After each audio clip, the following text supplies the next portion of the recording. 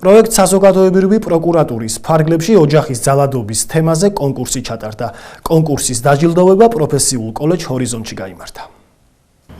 იძულებითი ქორწინება, ძალადობა ოჯახში. პროექტში მონაწილე სკოლები თავიანთ ფილმებში ამ თემებს შეეხნენ.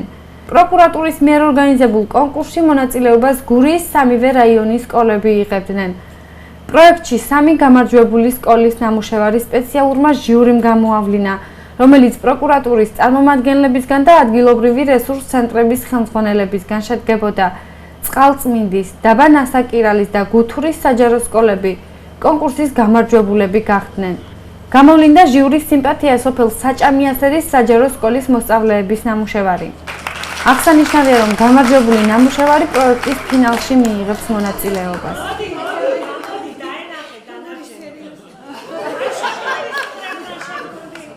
ჩატარდა და მოეწყო კონკურსი გურიის ტერიტორიაზე რეგისტრირებულ საჯარო სკოლების მოსწავლეების მიერ შექმნილი ვიდეო რგოლებისა. თემა ეხებოდა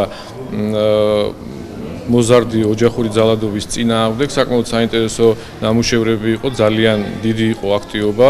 ჩვენს მიერ შექმნილი სათანადოდ შექმნილი სპეციალური ჟიურის მიერ გამოვლინდა 3 გამარჯვებული, მათ შორის სამთავე დაჯილდოებული იქნა ფასიანი საჩუქრებით და სიგელებით.